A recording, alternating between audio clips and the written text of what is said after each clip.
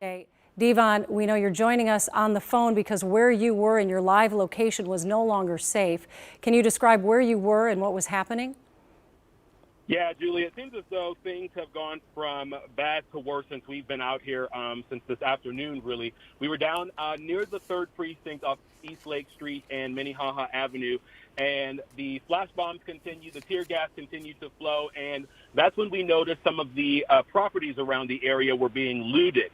We saw people going in and out of some of the little local liquor stores in the area, going in, stealing liquor bottles and whatnot.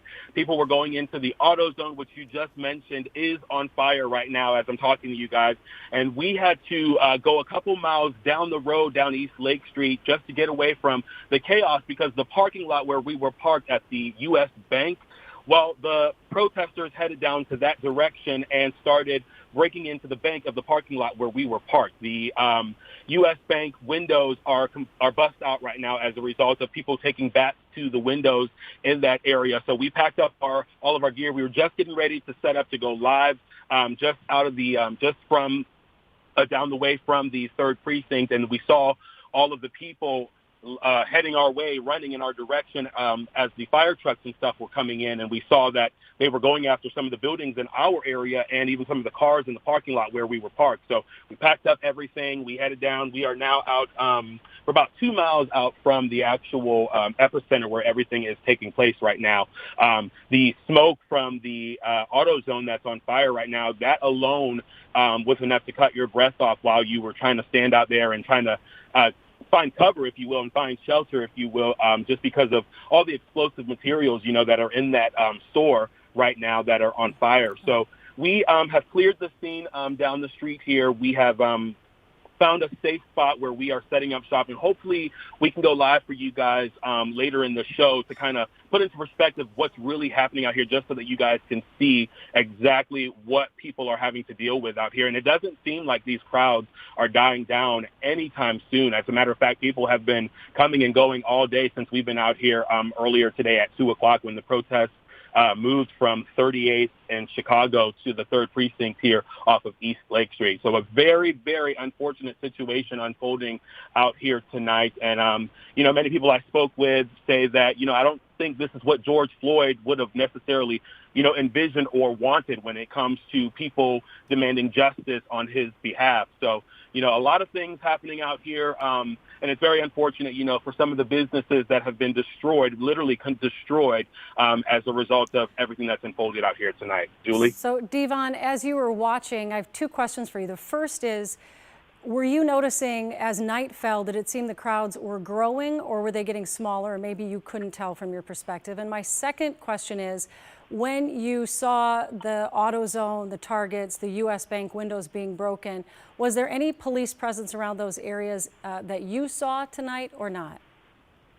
Well, to answer your first question, as the evening progressed, the crowd definitely grew larger. There were more people out here this evening as the sun was setting than there were earlier this afternoon, and it seems as though people are still coming.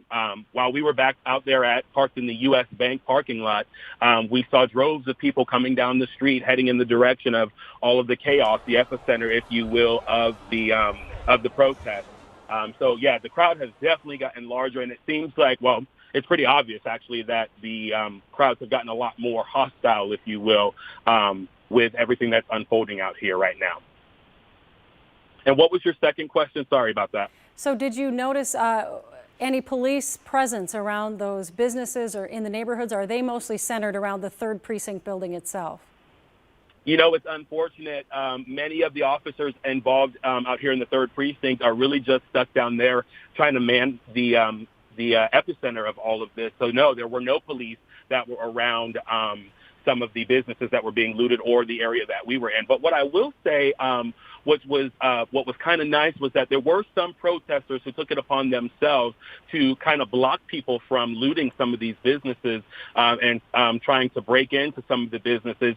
One guy I spoke with, I asked him, I said, hey, do you own this shop here, this tobacco shop? And he said, no, but I'm just sick of what is unfolding out here right now. This is not why we are out here. This is not what we're asking for.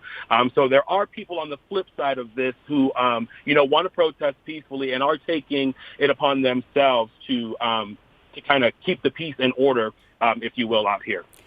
Yeah, so would you say, I know you've been out there all day, Devon, and would you say that earlier today it was mostly peaceful, and as it's gotten later into the evening, it has taken a dark turn? And would you say that there are still a lot of peaceful protesters out there tonight, or is it just kind of devolved into mayhem? It's kind of devolved into mayhem. I will say we started our coverage out on 38th and Chicago, which is where the initial arrest took place of George Floyd. And it was really peaceful out there this morning, actually. They had a couple people who came in from Chicago, and they were kind of spearheading everything this morning. They were had a peaceful protest going on. They had their bullhorns out. They were chanting different things, and people were coming and laying flowers and pictures and whatnot at the makeshift memorial that they made out on the street where everything took place. But then around 2 o'clock, they made the announcement that the protest was going to move to the 3rd precinct, and it seems as though from 2 o'clock on is when things started to really go downhill. It was around maybe 5:30, 6 o'clock when police started to take everything into their own hands, and they started to come in with the tear gas and everything like that, coming in all different directions from some of the side streets, from the major intersection. Police were just coming from everywhere, out of nowhere, even on horses, with the tear gas and everything like that, trying to control the crowds, if you will, because many of them were out there throwing bottles. People were throwing rocks. Our crews even had to try to run and take shelter to avoid getting hurt and, manage our own safety while we were out and about. But yeah, it definitely has taken a turn for the worse as nightfall has reached us. So it doesn't seem like it's going to be getting any better anytime soon. And I haven't seen any other extra police out in the area where we were either. So. I'm wondering, Devon, did you have, I don't know where you were stationed today or how much you moved around. It sounds like quite a bit. Were you ever near the actual 3rd precinct? Did you see what was happening there between police and protesters? From what we could see from Sky 11, it seemed as if there was literally just a line of shoulder-to-shoulder police officers standing and at times moving the crowd back. I'm assuming they were moving them back from the police precinct building, but it was rather hard to tell from Sky 11. I'm wondering if you have any insight on that. Yeah, so we were just maybe a block or two away from the actual precinct. And you're right, there were shoulder-to-shoulder police that were lined up outside of the precinct, pushing those crowds back. Because I don't know if some of our viewers may have noticed last night, some of the protesters actually damaged the precinct. Some of the windows were blown out. They have some of them boarded up. And then there were also police that were lined up on the roof of the precinct today, along with those officers that were shoulder to shoulder down on the street level. There were also officers that were on top of the roof.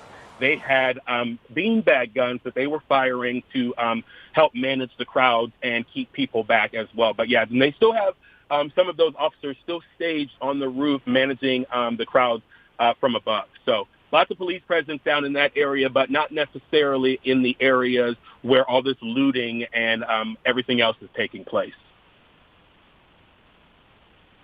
Devon, we're glad you're safe. We want you to stay safe. Really appreciate your insights tonight and being our eyes and ears on the ground there in the 3rd precinct.